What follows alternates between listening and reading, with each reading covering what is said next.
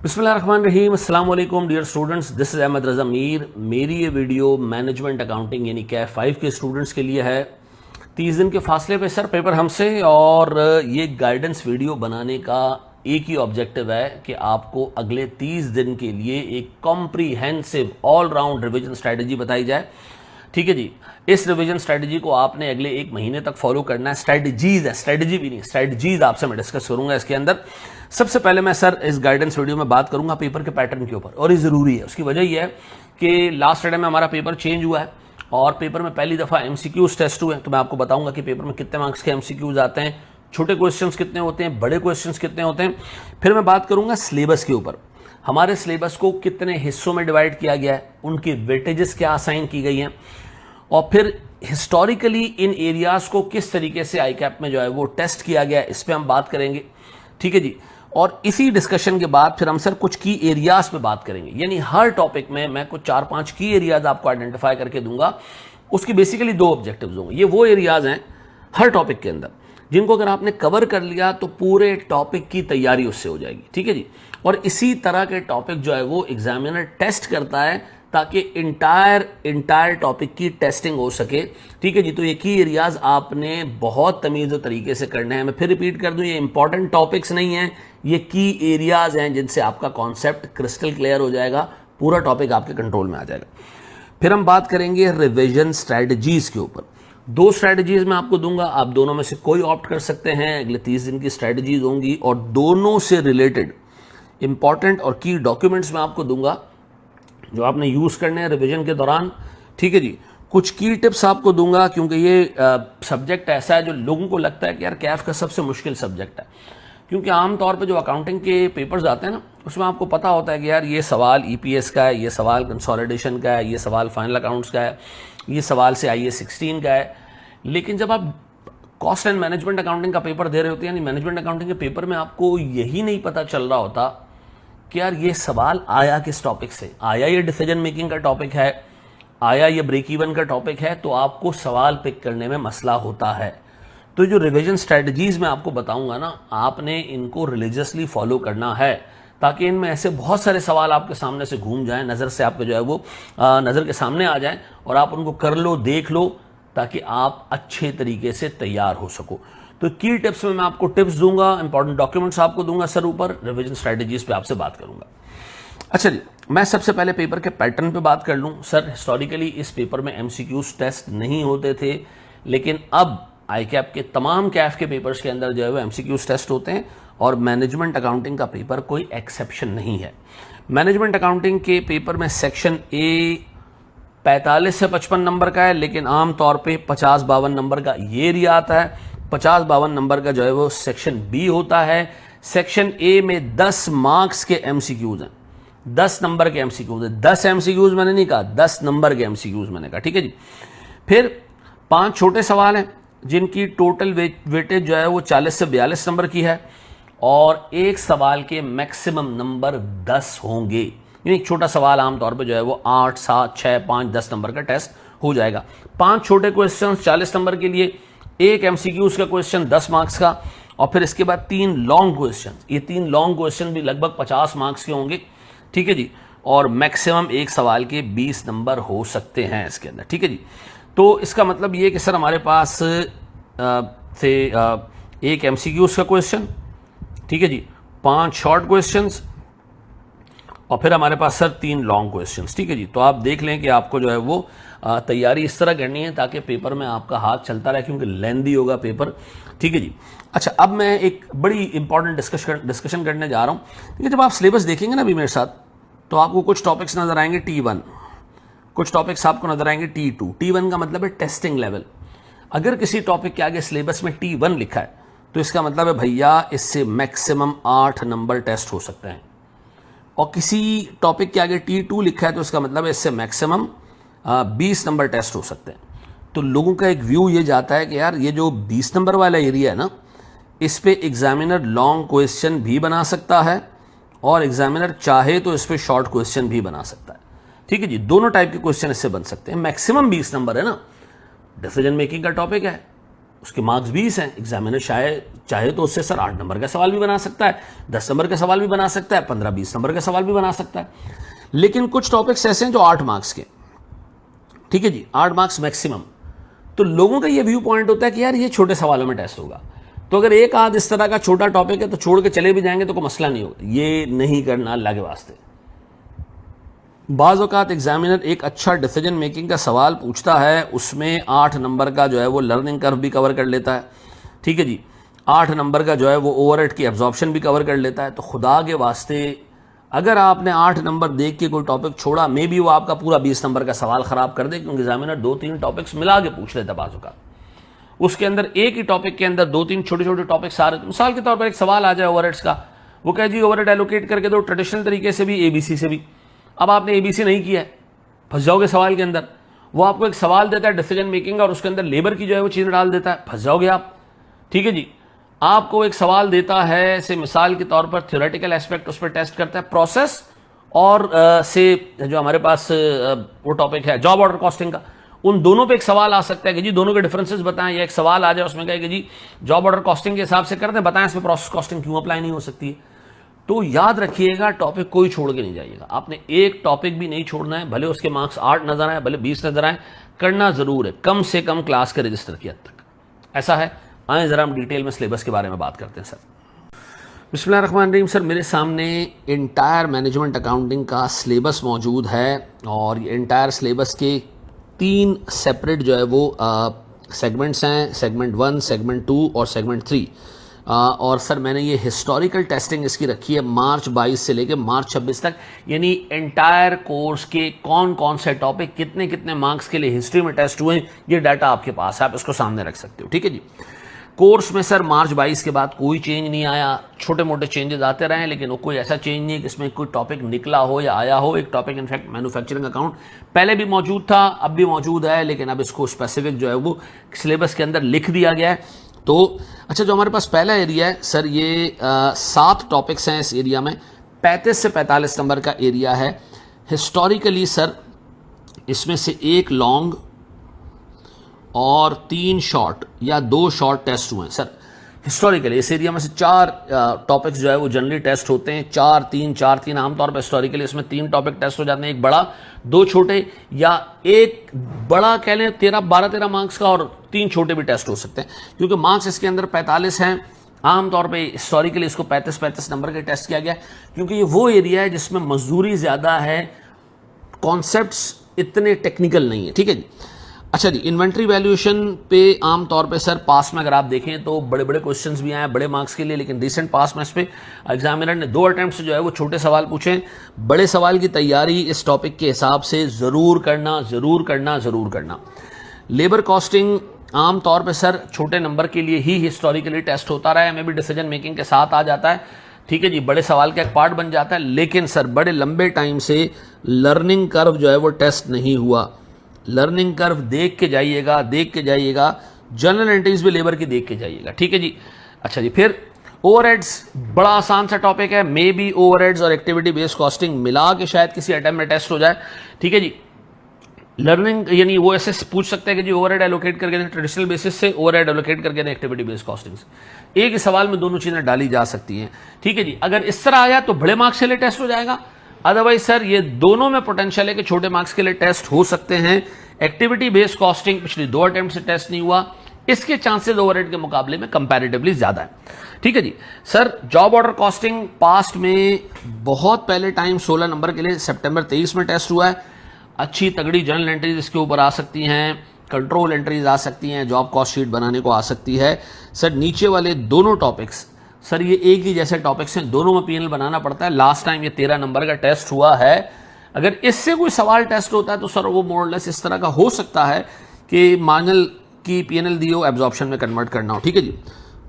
बड़े सवाल सर इससे अगर टेस्ट हुए तो इफेक्टिवली बड़े सवाल ये दोनों कंटेंडर्स हैं मिला के सवाल आने पे, और इन्वेंट्री वैल्यूएशन, और छोटे सवालों के हिसाब से सर लेबर और sir activity based costing, job order costing, और अगर मार्जिनल एब्जॉर्प्शन पे सर सवाल ऐसा आ गया कि मार्जिनल से एब्जॉर्प्शन पे कन्वर्ट करो, एब्जॉर्प्शन से मार्जिनल पे कन्वर्ट करो, या मार्जिनल एब्जॉर्प्शन अगर फॉर अ चेंज बड़ा क्वेश्चन आ गया तो सर उस पर WIP के साथ यानी फ्रैपे लिमिटेड ज़रूर करके जाना। हमारे पास सर जो सेकंड पार्ट है कॉस्ट फ्लोज 20 से 30 नंबर का, process costing, job order, sorry joint and by products, ये ज़रूर देख के जाना, अच्छे से कवर करके जाना। आसान सा टॉपिक है, तरीके से कवर कर लोगे, इसमें मार्क्स आसानी से मिल जाते हैं क्योंकि इसमें स्टेप्स बहुत ज़्यादा होते हैं, कैलकुलेशंस बहुत ज़्यादा होती हैं, मार्क्स आसानी से निकल सकते हैं अगर एक बंदा इसके ऊपर थोड़ा सा जो है वो तरीके से काम कर ले। टारगेट कॉस्टिंग पे एक छोटा सवाल आ सकता है, may be activity based costing के साथ मिला के टारगेट कॉस्टिंग जो है वो टेस्ट हो सकता है, देख के जाइएगा। स्टैंड कॉस्टिंग पे वर्क बैक टाइप का क्वेश्चन या स्पेसिफिक वेरिएबल और फिक्स ओवरहेड के वेरिएंसेस, इस तरह के एक शॉर्ट क्वेश्चन टेस्ट हो सकता है। तो लॉन्ग के लिए सर इसमें मैं ये देख रहा हूं कि सर इससे लॉन्ग जो है वो अच्छा सवाल अगर बन के आया तो एक अच्छा सवाल हो सकता है सर। नीचे वाले दोनों सर शॉर्ट के लिए जो है वो शायद टेस्ट हो जाएं। टारगेट कॉस्टिंग को एक्टिविटी बेस्ड कॉस्टिंग के साथ मिला के जरूर देख लीजिएगा। डिसीजन मेकिंग एक ऐसा एरिया है जिसपे सर ऑलमोस्ट सब टॉपिक्स पे सवाल आ सकते हैं। ब्रेक इवन, डिसीजन मेकिंग, अगर लॉन्ग सर इस दफा टेस्ट होता है तो सर लॉन्ग इसमें डिसीजन मेकिंग टेस्ट हो सकता है अच्छे बड़े मार्क्स के लिए। सर मैं अब जब डिसीजन मेकिंग के टॉपिक को डिटेल में आगे डिस्कस करूंगा तो मैं बताऊंगा कि कौन कौन से डिसीजन ऐसे हैं जो आपके कोर्स में जिस पे आपने बहुत अच्छे से हाथ साफ करके जाना है। ठीक है जी। Last time sir safety stock पे क्वेश्चन नहीं आया, अल्लाह के वास्ते इसको देख के जाइएगा। सारे पास पेपर के क्वेश्चन इस एरिया में, ये जो दो एरियाज है ना, लास्ट 10 अटेम्प्ट्स के पास पेपर्स एटलीस्ट इसके ऊपर देख के जाइएगा। इसमें मेरे हिसाब से लॉन्ग डिसीजन मेकिंग में टेस्ट हो सकता है, safety stock, EOQ, break even, इन पे शॉर्ट क्वेश्चंस टेस्ट हो सकते हैं। आई होप आप इसको तरीके से देख के जाएंगे। मेरे प्यारे बच्चों, मैंने आपको inventory valuation, activity based costing plus job order costing, process costing और मेरे पास सर डिसीजन मेकिंग और सेफ्टी स्टॉक, इन पे मुझे ये मेरा दिल कहता है कि अगर इस पे अच्छे से तैयारी कर ली जाए, इस पे काम कर लिया जाए तो सर लॉन्ग क्वेश्चन अगर इस पे आ गए तो सर इंशाल्लाह ताला आपके लिए बड़ा आसान मामला हो सकता है। लेकिन अगेन ये सारे टॉपिक्स ऐसे हैं जिस पे बड़े सवाल बनने का पोटेंशियल भी है और ये टॉपिक्स ऐसे हैं जिनमें कॉन्सेप्ट्स भी ठीक ठाक है, तो इनको देख के जाइएगा। ये बड़े टॉपिक के लिए जो है वो अच्छे क्वेश्चन हैं।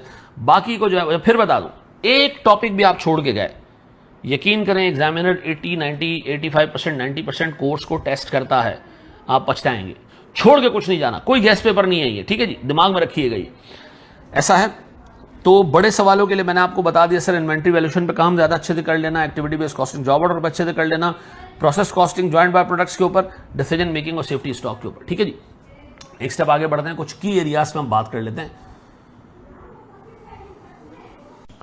चलो मेरे बच्चों, हम जरा डिटेल में देख लेते हैं कि किन टॉपिक्स में से आपने किन एरियाज पे ज़्यादा काम करना है। ये वो एरियाज हैं जो अगर आपने कवर कर लिए तो इंटायर टॉपिक आपके कंट्रोल में आ जाएगा। जैसे आप इन्वेंट्री वैल्यूएशन अगर करने बैठे हैं, अल्लाह के वास्ते NRV की कैलकुलेशंस देख लीजिएगा।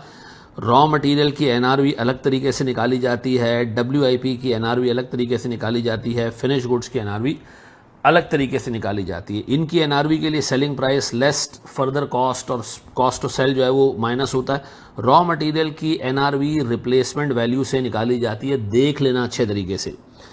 फिर फिनिश गुड्स की स्टॉक वैल्यूएशन और मूवमेंट, यानी सर हमारे पास एक डाटा आपको देगा, वो ओपनिंग यूनिट्स इतने थे, फिर इतने खरीदे, फिर इतने बेचे, फिर इतने खरीदे, फिर इतने बेचे।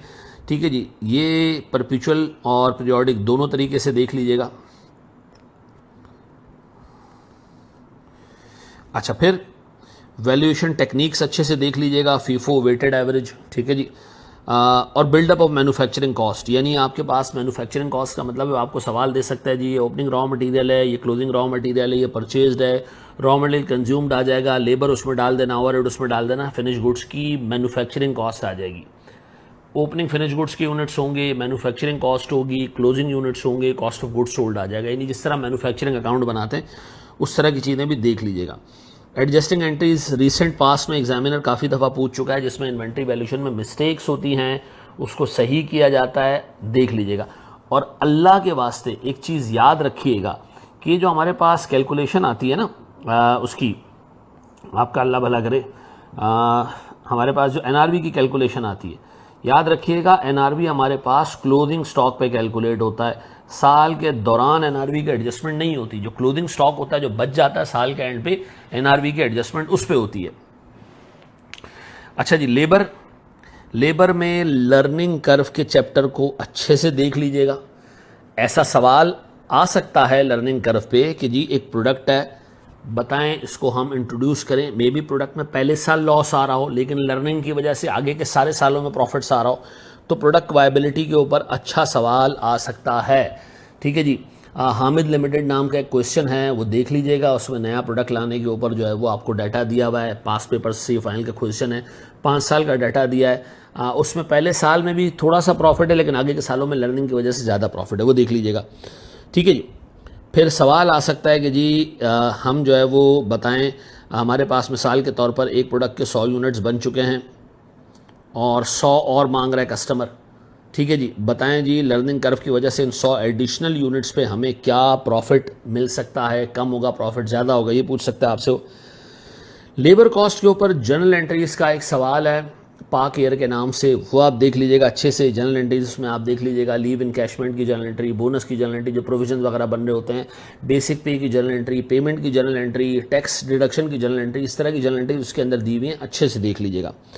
फिर डिसीजन मेकिंग में सर लेबर टेस्ट हो सकता है, आपको वो दे सकता है कि एक काम को स्किल्ड लेबर भी कर सकता है, सेमी स्किल्ड लेबर भी कर सकता है, अनस्किल्ड लेबर भी कर सकता है, और आपसे पूछा जाए डिसीजन में कि बताओ ये पिक करें, ये पिक करें, ये पिक करें, लोएस्ट कॉस्ट को आपने पिक करना है। ठीक है जी। अच्छा, फिर आपसे वो ये पूछ सकता है कि बताओ हम मजदूर की प्रोडक्टिविटी को एनहांस करना चाहते हैं, बढ़ाना चाहते हैं, ट्रेनिंग के थ्रू हम बढ़ाना चाहते हैं, ट्रेनिंग की कॉस्ट दे देगा और आपको बताएगा कि जी अब लेबर इतना तेज़ हो चुका है। ठीक है जी। या वो आपको बताएगा कि जी मशीन चेंज करने जा रहे हैं हम, उससे लेबर की कॉस्ट में सेविंग आएगी। इस तरह के 2-3 ऑप्शंस दे के आपसे पूछ सकता है बताओ बेस्ट ऑप्शन क्या है। ठीक है जी। पास पेपर में इस पे तो खैर सवाल इतना अच्छा कॉम्प्रिहेंसिव मौजूद नहीं, लेकिन इस पे मौजूद है, देख लीजिएगा। ओवरहेड्स की एलोकेशन आ सकती है और उसके साथ ही आपको कहेगा कि जी पीएनएल बना के दो मार्जिनल कॉस्टिंग से एब्जॉर्प्शन कॉस्टिंग से, पहले मार्जिनल कॉस्टिंग से बनवाएगा, फिर वो कहेगा जी ओवरहेड एलोकेट करके एब्जॉर्प्शन कॉस्टिंग से पीएनएल बना दो। ठीक है जी। फिर ऐसा हो सकता है कि ओवरहेड का एक क्वेश्चन आ जाए एक्टिविटी बेस्ड कॉस्टिंग के साथ, यानी वो आपको कहे कि जी ओवरहेड्स है, इसको ट्रेडिशनल तरीके से डिपार्टमेंट्स में एलोकेट करो, फिर हर डिपार्टमेंट का एक ओएआर निकालो, या इन्हीं ओवरहेड्स को पहले एक्टिविटीज में एलोकेट करो, फिर हर एक एक्टिविटी का ओएआर निकालो। तो ट्रेडिशनल ओवरहेड एलोकेशन और एक्टिविटी बेस्ड कॉस्टिंग पे मिला के सवाल आ सकता है, एक पार्ट ट्रेडिशनल का हो, एक पार्ट एक्टिविटी बेस्ड कॉस्टिंग का, ऐसा सवाल टेस्ट हो सकता है। एक्टिविटी बेस्ड कॉस्टिंग चूंकि ऊपर से कनेक्टेड है ट्रेडिशनल ओवरहेड एलोकेट तरीके के, ट्रेडिशनल ओवरहेड एलोकेशन और एक्टिविटी बेस्ड कॉस्टिंग एक ही सवाल के 2 हिस्से बन सकते हैं, और ऐसा भी हो सकता है कि वो आपको टारगेट कॉस्टिंग के साथ जो है वो एक्टिविटी बेस्ड कॉस्टिंग दे दे, यानी वो आपको कहे कि जी ओवरहेड एक्टिविटीज को एलोकेट करो, फिर एक्टिविटीज से जो है वो प्रोडक्ट को एलोकेट करो, टारगेट कॉस्ट इतनी है, ओवरहेड एबीसी से एलोकेट करके दिखाओ, सर एक्सपेक्टेड कॉस्ट निकालो, टारगेट कॉस्ट, ये दोनों का कॉस्ट गैप निकाल लो। तो सवाल आ सकता है, मेरे पुराने मॉक्स में सवाल मौजूद है, देख लीजिएगा। जॉब ऑर्डर कॉस्टिंग ज़माना कदीम से टेस्ट नहीं हुआ, देख के जाइएगा, ख़ास तौर पे जनरल एंट्रीज अच्छे से देख लीजिएगा। ठीक है जी, अच्छे से देख लीजिएगा जनरल एंट्रीज। ठीक है जी। मटेरियल ख़रीदने की एंट्री, मटेरियल को यूज़ करने की एंट्री, लेबर को ख़रीदने की एंट्री, लेबर को यूज़ करने की एंट्री। ठीक है जी। जब भी लेबर मटेरियल या ओवरहेड किसी जॉब पे लगाओगे, WIP डेबिट करोगे, मटेरियल लेबर ओवरहेड क्रेडिट करोगे, ये देख लेना कंप्लीट जॉब्स की एंट्री कैसे पास होगी। फिर एक सवाल पास में आया हुआ है जिसमें उसने कहा कि जी एक जॉब मिली है, हमें कुछ प्रोडक्ट्स बनाने, उसके यूनिट्स हैं, तो उसमें इक्विवेलेंट प्रोडक्शन यूनिट्स का कॉन्सेप्ट भी, यानी एक ही सवाल में इक्विवेलेंट प्रोडक्शन यूनिट्स यानी प्रोसेस वाला पार्ट, और सर हमारे पास जो जॉब ऑर्डर कॉस्टिंग है, ये मिला के भी सर किसी पॉइंट पर टेस्ट हो सकता है, अच्छे से इसको देख लीजिएगा। ठीक है जी। एक पुराना सवाल मौजूद है पास पेपर्स का जिसके अंदर इक्विवेलेंट प्रोडक्शन यूनिट्स कैलकुलेट करने हैं। फिर जॉब कॉस्ट शीट्स वो आपसे पूछ सकता है, वो आपको कहे कि जी एक जॉब है, उस पर डायरेक्ट मटेरियल इतने का लगेगा, डायरेक्ट लेबर जो है वो इतने का लगेगा। ठीक है जी। प्रोडक्शन ओवरहेड इतने के लगेंगे, फिर वो कहेगा जी ये फैक्ट्री कॉस्ट आ गई, इस पर आप जो है वो admin and selling overhead allocate कर दो इतने का, ये फुल कॉस्ट आ गई, फुल कॉस्ट पे आप जो है प्रॉफिट ऐड करो, और प्रॉफिट ऐड करने के बाद सेलिंग प्राइस निकाल लो। इस तरह की चीज़ आपसे वो टेस्ट कर सकता है, जॉब कॉस्ट शीट बनवा सकता है। डन है जी। फिर हमारे पास sir marginal and absorption costing, इसमें याद रखिएगा ऐसा सवाल आ सकता है कि पहले वो ओवरहेड एलोकेट कराए डिपार्टमेंट्स को, डिपार्टमेंट से प्रोडक्ट को एलोकेट कराएं, और प्रोडक्ट को एलोकेट करने के बाद वो आपसे कहे कि पीएनएल बनाओ एब्जॉर्प्शन कॉस्टिंग के हिसाब से। फिर वो कहे जी बगैर एलोकेशन के जितने प्रोडक्शन ओवरहेड्स हैं उनको पीएनएल में डाल दें और मार्जिनल कॉस्टिंग से पीएनएल बना के दिखाएं। तो ऐसा सवाल टेस्ट हो सकता है, देख के चले जाइएगा। अच्छा, पीएनएल कन्वर्ट करने को दे सकता है मार्जिनल से एब्जॉर्प्शन कॉस्टिंग में, एब्जॉर्प्शन कॉस्टिंग से मार्जिनल में। इसमें एक बहुत ही इंपॉर्टेंट टॉपिक जो है वो आप और ऐड कर लें, वो है सर हमारे पास WIP के साथ मार्जिनल एंड एब्जॉर्प्शन कॉस्टिंग, और इसके अंदर फ्रैपे लिमिटेड नाम का बड़ा ज़बरदस्त सवाल है, देख लीजिएगा। वो बाद में रिपीट भी हुआ है पेपर में, ठीक है जी, इसी तरह का सवाल पेपर में टेस्ट हुआ है, वो भी देख लीजिएगा। फिर मेरे प्यारे बच्चों, हमारे पास process costing and joint and by products इस दफ़ा के लिए बहुत इंपॉर्टेंट है, बहुत इंपॉर्टेंट है, तरीके से देख के जाइएगा। FIFO, weighted average, normal losses, abnormal losses, journal entries खास तौर पे देख के जाइएगा इसकी, ठीक है जी। फिर जॉइंट बाय प्रोडक्ट्स को अलग से भी देख लेना, और फिर जॉइंट बाय प्रोडक्ट्स और प्रोसेस के सवालात जो मिला के आते हैं, मैंने ठीक ठाक प्रैक्टिस कराई है उसकी, देख लीजिएगा सर लेक्चर्स के अंदर। अच्छा, डिसीजन मेकिंग में फर्दर प्रोसेसिंग कॉस्ट पे डिसीजन टेस्ट हो सकता है, ठीक है जी। और ऐसा भी हो सकता है कि वो आपको एक प्रोसेस दे दे कि प्रोसेस ए चलता है तो प्रोडक्ट ए और बी बनते हैं, फिर ए को फर्दर प्रोसेस करो, फिर बी को फर्दर प्रोसेस करो। इस तरह का एक फ्लो चार्ट वाला क्वेश्चन भी आ सकता है। मैंने हॉकिंस लिमिटेड भी करवाया आपको, ठीक है जी, वो देख लीजिएगा। और सर हमारे पास एक सवाल और भी है जो मैंने करवाया, पुराने जमाने का सवाल है, distillation plant which works continuously processes 1000 kg of raw material, इस तरह का एक सवाल होगा, वो देख लीजिएगा दोनों, ठीक है जी। अच्छा, फिर सर ऐसा सवाल आ सकता है जिसमें वेरिएंसेस कैलकुलेट करवाएं और साथ ही साथ सर वो आपसे प्रोसेस कॉस्टिंग में जो EPU है, ठीक है जी, वो आपसे कैलकुलेट करवाए। सर देख लीजिएगा, ये बड़े पास में ज़बरदस्त सवाल आए हैं इसके अंदर, देख लीजिएगा। अल्लाह के वास्ते एक ऐसा टॉपिक है जो 12 दफ़ा टेस्ट हुआ है, ठीक है जी। टारगेट कॉस्टिंग आम तौर पे सर रेलेवेंट कॉस्टिंग से इसका कोई ताल्लुक नहीं होता, लेकिन तुम्हारा एग्जामिनर टारगेट कॉस्ट निकलवाता है और फिर एक्सपेक्टेड कॉस्ट निकलवाता है रेलेवेंट कॉस्टिंग के प्रिंसिपल्स के हिसाब से। रग्बी लिमिटेड नाम का एक सवाल है, देख लीजिएगा। दुनिया जान में टारगेट कॉस्टिंग जो है वो अकाउंटिंग टेक्निक है। हमारे वाले बंदे ने बड़ा ज़बरदस्त काम किया, उसने अकाउंटिंग टेक्निक की जगह इसको डिसीजन मेकिंग के अंदर इनकॉर्पोरेट कर दिया। खैर, बड़ा अच्छा कॉन्सेप्ट को टेस्ट कर लेता है, उसके अंदर देख लीजिएगा। फिर एक्टिविटी बेस्ड कॉस्टिंग के साथ टारगेट कॉस्टिंग आ सकती है। वो आपको कहे कि जी एक प्रोडक्ट का टारगेट कॉस्ट ये है, अब बताएं जी एक्सपेक्टेड कॉस्ट, ये आपको कैलकुलेट करना पड़ती है, और इस एक्सपेक्टेड कॉस्ट के अंदर जो ओवरहेड एलोकेशन हो वो आप जो है ना वो ABC मेथड से कर लीजिएगा।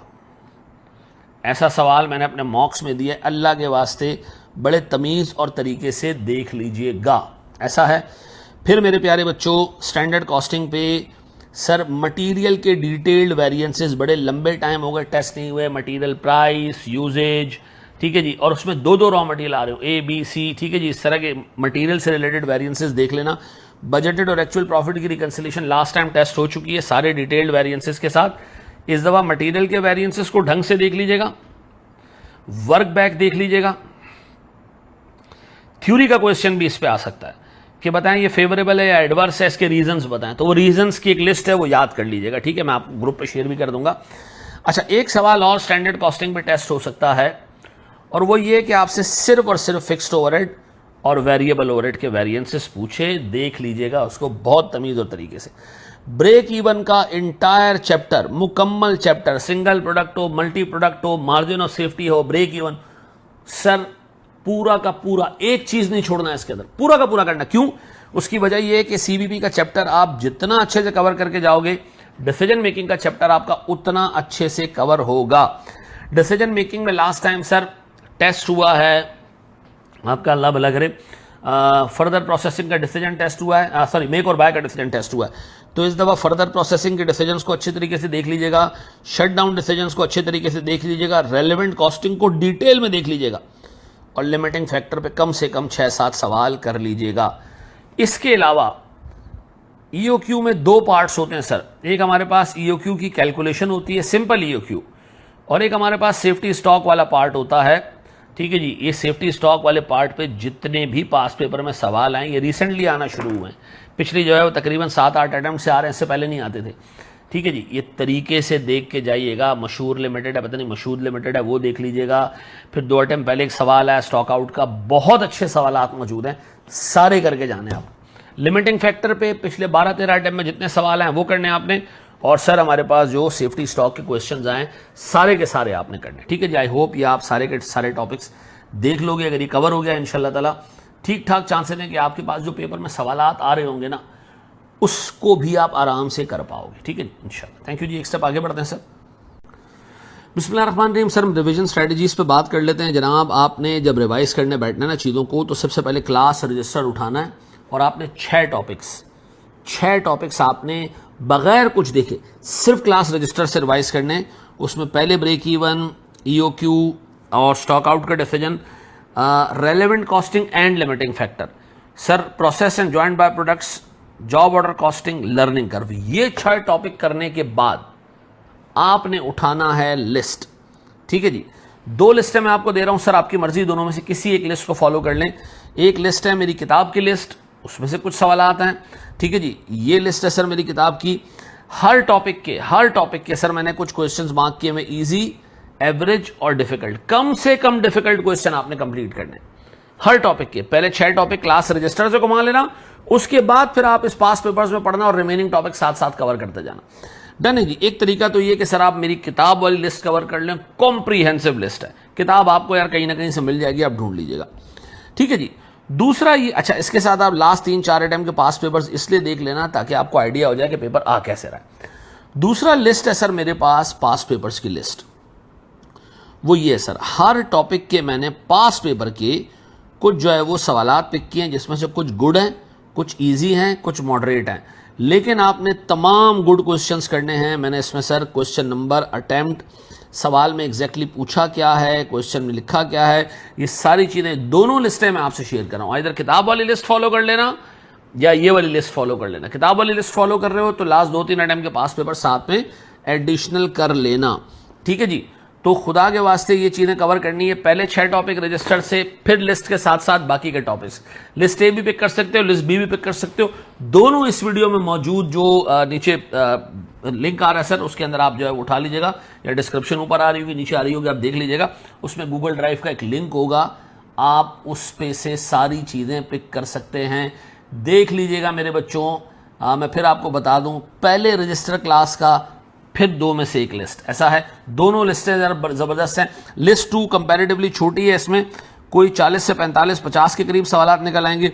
लिस्ट 1 के अंदर 100+ क्वेश्चन हैं। दोनों में से जो आपको टाइम मिले आप उसके हिसाब से चल लीजिएगा, ठीक है जी। एक स्टेप और आगे बढ़ते हैं जनाब। चलो जी, फाइनल टिप्स में मैं आपको सिर्फ 3 बातें कहूंगा। नंबर 1, आपसे मैनेजमेंट अकाउंटिंग का कोई भी सवाल कभी भी 100% पूरा नहीं होगा। इनफैक्ट आप कुछ भी कर लो तो कोशिश ये करेंगे, अगर सवाल आधा भी ठीक हो जाता है, डिसीजन मेकिंग का 30-40% ठीक हो जाता है, तब भी ठीक है। इसका सोल्यूशन देखें, फिर आके उसको दोबारा सॉल्व करें, मार्क कर लें कि जी मैंने दोबारा रिवीजन में, जब फाइनल रिवीजन करूंगा आखिरी 2-3 दिनों में, मैंने दोबारा देखना है। घबराना मत। आधे से ज़्यादा पेपर ऐसा होता है जो एक एवरेज और बिलो एवरेज बच्चा आराम से अटेम्प्ट कर लेता है, अगर उसकी रीजनेबल तैयारी हो। आप इंशाल्लाह एग्जाम में स्कोर करके आ जाएंगे, टेंशन नहीं लेना। जितनी आप तैयारी करके जाओगे, ठीक है जी। सवालात कोशिश करें कि 50-60%, 65% सॉल्व हो। 100% किसी का बाप भी नहीं कर सकता, ये मैं आपको बता रहा हूँ। एग्जाम एनवायरनमेंट में बैठ कर टाइम लिमिटेशन के साथ बहुत मुश्किल हो जाता है। मैनेजमेंट अकाउंटिंग में सबसे बड़ा प्रॉब्लम यह है कि उसमें सवाल पिक ही नहीं हो पा रहा होता। दूसरी चीज सर, 3 P's प्रैक्टिस करनी है आपने। प्रैक्टिस प्रैक्टिस प्रैक्टिस का हरगिज मतलब यह नहीं है कि जब आप प्रैक्टिस करने बैठो तो आपसे सारा सवाल सॉल्व हो, गलती हो, सोल्यूशन देखो, फिर सोल्यूशन देखो, फिर सही करो, फिर सोल्यूशन देखो, फिर सही करो, फिर एक दफा दोबारा उसको कर लो, ठीक है जी। पेशेंस रखिएगा। बाज़ औक़ात कुछ सवालात ऐसे होंगे जो आपसे सिर्फ 20% सॉल्व करोगे। ठंडे रहिएगा, पैनिक मत होना, बेड़ा गर्क कर दोगे अपना। इस पेपर को पास करना सीख लिया ना, पूरा CA पास करना सीख लोगे। ये इतना ऐसा पेपर है, नर्व्स की जंग है आपकी। ठंडे रहिएगा, पॉजिटिविटी। आपने सर सुकून में रहना है, आपने तैयारी करते जाना है। सबसे पहले क्लास रजिस्टर कंप्लीट करना है। टेंशन मत लेना कि रिवीजन की इतनी बड़ी बड़ी जो है वो लिस्टें कौन करेगा, नहीं करना है। पहले क्लास रजिस्टर, पॉजिटिव रहना, वो कवर हो गया। फिर रिवीजन के जो है वो लिस्ट, 6 टॉपिक पहले, फिर रिवीजन की लिस्ट, ठीक है जी। अल्लाह के वास्ते ठंडे रहना, ठीक है जी। सिलेबस अपना कंप्लीट करना, लिस्टें हों या ना हों, क्लास का काम कंप्लीट होना चाहिए, सिलेबस पूरा होना चाहिए। अगर वो भी पूरा है और वही सवाल आपने बार बार प्रैक्टिस किए, इंशाल्लाह it will prove to be sufficient for you. मेरे प्यारे बच्चों, ये पूरा महीना आपने जान तोड़ काम करना है। एक वीडियो में आखिर में और शेयर करूंगा मैनेजमेंट अकाउंटिंग स्टूडेंट्स के लिए कि एग्जाम में पेपर कैसे अटेम्प्ट करना है, एग्जाम के दिन क्या करना है, उससे एक दिन पहले क्या करना है। उसके लिए अल्टीमेट रिवीजन किट भी आपको दूंगा, उसमें 25-30 सवालात होंगे, वो बाद में हम देखेंगे। इसी पर्टिकुलर वीडियो के नीचे या ऊपर साइड डिस्क्रिप्शन में गूगल ड्राइव का एक लिंक आ रहा होगा, उसमें सारे डॉक्यूमेंट्स में मैं डाल दूंगा और कुछ दिनों बाद एक मॉक पेपर भी डाल दूंगा। वो आप जब करना, जब आपकी का सिलेबस एंटायर पूरा हो चुका हो तब आप करना। और उसमें अगर आपको लगे कि डिफिकल्टी है, एक एक सवाल तोड़ तोड़ के डिफरेंट टाइम्स में बैठ के कर लेना। ठीक है जी, कर लोगे मेरे प्यारे बच्चों। आई होप आप लोगों के लिए जो है वो मेहनत जो है वो आपकी अल्लाह ताला आपसे ऐसी करवाए कि चीज़ें आपके लिए आसान हो जाए। 6 महीने 5.5 महीने आपने पूरी जान तोड़ मेहनत की है, आपके साथ मेरी और मेरी टीम ने जो है मेहनत की है। इंशाअल्लाह ताला अल्लाह ताला हमें जो है वो ये लाइन क्रॉस करवाएगा। अल्लाह ताला आपका हामी और नासिर हो, खुश और आबाद रहे मेरे प्यारे बच्चों। अल्लाह तमाम बच्चों को आप सबके वालिदैन की आंखों की ठंडक बनाए। अस्सलाम वालेकुम।